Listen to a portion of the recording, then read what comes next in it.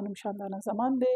زه د PMLN د حیات آباد PK79 پریزیډنټ یم. په دې چې دا خلک د PTI عمران ګروپ نه ډېر زیات ځپل شوي دي او ځپل شوي داسې دي چې خلک کار غواړي او دلته کار نشته دی، د نش برابر کار روان دی.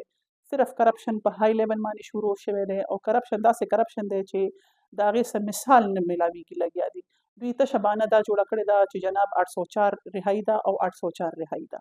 804 رهایي به څنګه کېږي په دې موږ نه پوهېږو. اخر کوټس کې معامله پرته ده. پکار دی چې دوی د کوټ احترام وکړي، د هغې د فیصلو احترام وکړي او هغه کوټس چې څه فیصله وکړي نو هغې په تناظر کې به د دوی دا لیډر راخلاصېږي. خو چونکې دوی خپل ځان ته څه وایي لګیا دي، خپله سوچه بدماشي شروع کړې ده دوی، نو په بدماشۍ خو کیسې نه حل کېږي. زه به دا ووایم چې 13 سال حکومت د PTI د خیبر پښتونخوا کې وکړو، لیکن د هغې څه رزلټ راغی؟ څه کم داسې یونیورسټیانې جوړې شوې؟ الټه د دوی شفیع جان صاحب فرمایي چې الارچ مونږ جوړ کړی دی، KTH مونږ جوړ کړی دی. زه خو به وایم چې CMH هم دوی جوړ کړو، کله بالا حصار هم دوی جوړ کړی دی. لکه دوی they don't have any such things چې هغې کې دا وایي چې دوی دا دوی جوړ کړو. جوړ کړی نه دی، بس صرف دیوالونه به رینوویټ کړي او دا مونږ جوړ کړو.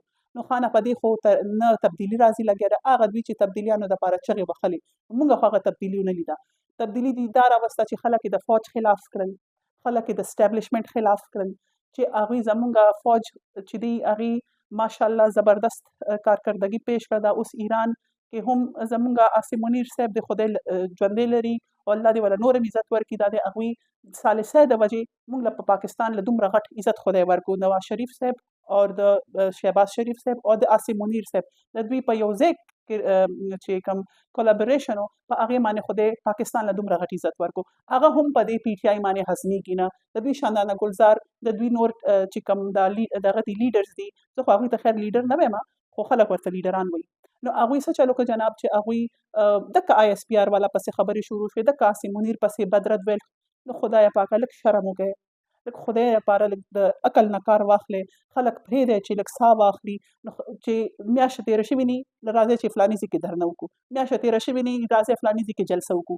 چې د عمران خان خور په خپله وایي، په خپله خوله باندې بله ورځ هغه په اډیالې کې ناسته وه، ورته خبره کړې ده چې جلسوں سے کچھ نہیں بنے گا، آپ جلسوں سے کچھ نہیں حاصل کر سکتے، ہمارے بھائی کو کس طرح آپ نکالیں گے، بروی ہمیں یہ بتا دیں. دلته خپل PTI کې خپل دومره دھړې جوړې شوې، انډر د ټیبل په خپله روان شوي دي یو بل سره. نو دوی به څه خلکو له ښېګړه ورکړي. زمونږ وزیر اعلی صاحب چې د سره د کابینټه کله کراچۍ ته به روان، کله به لاهور ته روان، کله اوس نن سبا په اسلام آباد کې د ډېرې اچولي دي. نو دا خپل خیبر پښتونخوا سره به څنګه چل کوي؟ دا به کله د خلک ښه کېږي؟ خاص چې ګنډاپور ټایم واخلئ، 14 کسان د ګنډاپور په وخت کې په سیلاب کې مړه شو. 13 کسان هغې ټایم کې دا ګنډاپور دا ریلیف ورک چرته و؟ هغې ټایم کې زه دا تپوس کوم، نن هم دا تپوس کوم چې سوات کې هغه 14 کسان اوبو یوړل چې هغې کې زنانه هم وې، ماشومان هم، ښځې هم وې، سړي هم. نو هغه ټایم کې د هغه هلیکاپټر چې نن زمونږ مریم نواز بیبي پسې بکواس کوي دوی لګوي، نو هغه ټایم کې د ګنډاپور صاحب هغه هلیکاپټر چرته تللی و چې فرسټ ایډ ولې میلاو نه شو؟ هغه ټایم کې خلک لاړل سیند یوړل، نو د دوی بیا هر څه اکټیو شو. بیا چې خلکو به کوم امداد لیږلو هلته، نو هلته چې جناب هغوی هغه DC آفس به هغې ته دا ویل شوي و، DC خوار په خپله مجبور و د سوات هغه دلته نه چې کوم آرډرز راغلي وو نو هغې مطابق به هغه کار کولو. نو چې کوم امداد به ورتلم نو دوی به پې خپل تصویرونه او خپل ټیکس به پې ولګول. نو د بل په امداد باندې دا خپل نمبر یې جوړې کړي دي.